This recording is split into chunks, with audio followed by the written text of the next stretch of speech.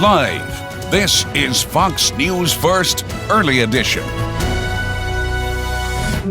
Compared to September, COVID-19 cases and hospitalizations were up in October, as were the total number of cases at the no-cost testing sites. This morning, we are seeing an increase in COVID-19 cases here locally, plus some potential light at the end of the tunnel with news of a coronavirus vaccine. Pfizer's creation has been proven to be 90% effective in clinical trials. How Texas Biomed here in San Antonio played a key role in that announcement. I will spare no effort to turn this pandemic around once we're sworn in on January 20th. And President-elect Joe Biden has announced a 13-member COVID-19 advisory council to help develop a plan of attack to combat the pandemic. And the latest on the election lawsuits filed by the Trump administration and why they say the election is far from over. All this and more next on Fox News First Early Edition. And we continue our coverage of Hurricane Delta this morning. The Louisiana and Alabama governors have declared states of emergency ahead of Delta, which is forecasted to make landfall in their region. Of course, before that, Mexico's Yucatan Peninsula is preparing for Delta as we speak. The storm is inching closer to shore, expected to bring wind speeds topping 140 miles an hour. Businesses have been boarding up their windows while locals lock up on food and water, causing long lines at grocery stores. Tourists from area resorts are being bused to shelters to wait out the storm. Delta is expected to reach the Yucatan Peninsula probably while we're on the air today, and Brad is here with more on that right now. Hurricane Sally bearing down on the Gulf Coast this morning as it made landfall overnight as a Category 2 hurricane near Gulf Shores, Alabama, moving north-northeast at just a snail's pace, 3 miles an hour, and packing winds of more than 100 miles an hour. Life-threatening storm surge is expected, particularly in parts of Alabama and the western Florida panhandle. So we have video and some pictures that we've been getting from Twitter from people in that area in the overnight hours, and we're just monitoring all of that here via Twitter and our various social media platforms. Just some dramatic stuff coming in. Now we want to go to Chris James, who is on the ground this morning in Alabama with the very latest on Sally. You know, it's been very, very busy all across the country, from the fires in California, obviously, to the ice storm in Oklahoma. And yesterday, guys, the hurricane that made landfall in Louisiana.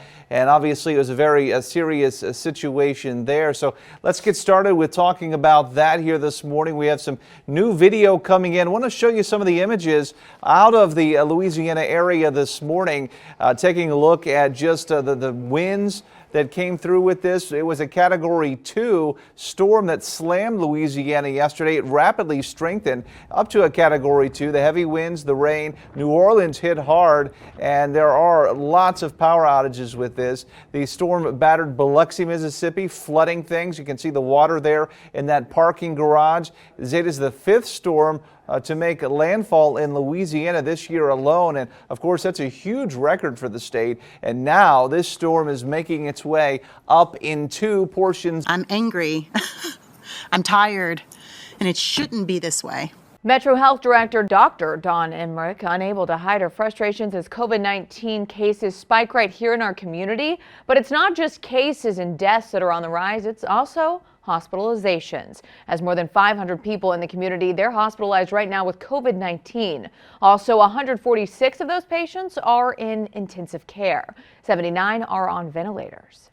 Plus, as school districts prepare to bring students back to the classroom, we have more on the three main components that the city and school officials will be looking at before opening their classrooms to all students.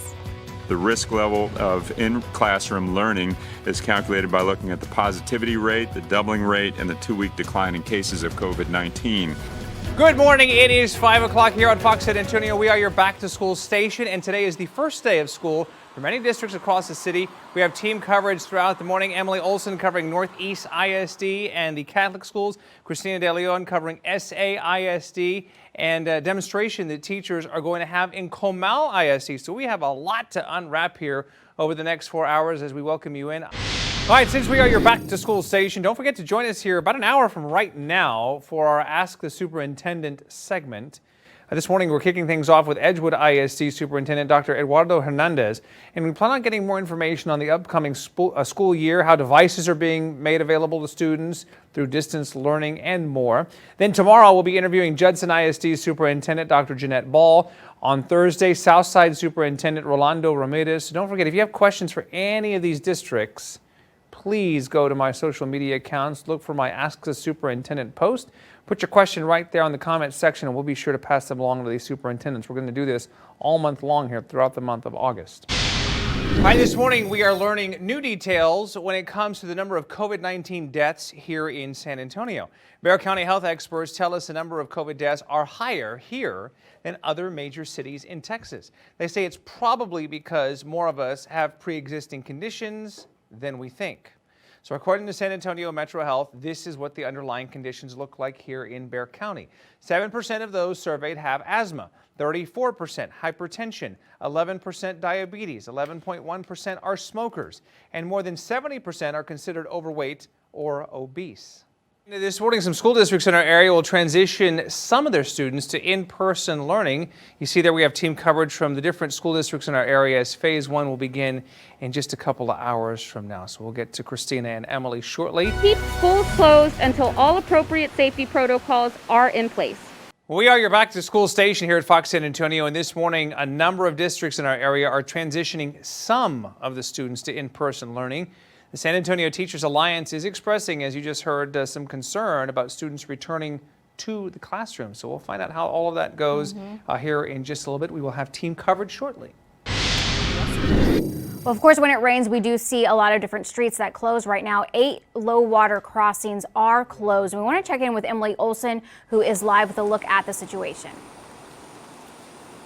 Hey, good morning, Ashley. We're just off of Vance Jackson, and the rain is beginning to pick up again just as soon as we go live. But earlier, if you guys were tuning in, we were showing you how much water was coming across this roadway. Now, the water has receded a little bit at this point. So, again, this isn't a huge problem, but what is still a big problem this morning is this debris. We talked about it earlier in the show. This tree stump was in the middle of the road. A car was going way too fast, hit the tree stump. It probably flew about 20 yards. The car had to pull over and make sure that there was no damage to it. But I want to show you guys why you should still be going slow. Yuli, can you turn off the light quick? This is how dark it still is out here. This tree stump is hard to see. So when you are driving to work this morning, be sure that you're using caution and that you're looking out for any water on the roadways as well as any debris. Now we'll continue to keep you guys updated throughout the rest of the morning. Reporting live, I'm Emily Olson. Back to you. Making headlines this morning, the man at the center of a controversial arrest by San Antonio police will hold a press conference outside the Bexar County Courthouse this morning. Matthias Omatu was jogging last week when he was detained by San Antonio police, who thought he fit the description of a family violence suspect. You do it over the last 25 years. Because you weren't president. Because you weren't president screwing things up. You were a senator. And You're by the way, worst you were a president vice- America has ever had. Hey, Come Joe, on. Oh, just a few little seconds there of a 90-minute sparring battle, to say the least here. We have a lot more to get to as the president and former vice president Joe Biden sparred quite literally in their first presidential debate last night. And if you missed it, Ashley Sutton is here. She and I will break down the Supreme Court, COVID, the economy, the candidates' records, all of that. And Ashley, it's just the first of 3 debates. They kind of struggled to get their word out last night. I knew he was going to find success on the field. It was just my job to try to get him to get there. It's a really great story right here. The coaching staff at Northside ISD going the extra mile to make sure that a hearing impaired athlete is successful. Now, the athlete is in the 7th grade. His name Javari Graham. He's hearing impaired and wears a cochlear implant, an electronic device designed to help deaf and hard of hearing individuals perceive sounds. Well, his coaches were running into some communication issues on the field, so they decided to learn American Sign Language. They hope coaches across the nation will take this extra step to help hearing impaired athletes. I think there's a lot of good coaches out there that will find ways to help every kid. People that have disability never be afraid to show your talent. So Coach Lambert says that they learned ASL from a local teacher. And if you're interested in lessons, we have some resources for you at our website, foxsanantonio.com. Bravo to them. That shows unity right there. I love it.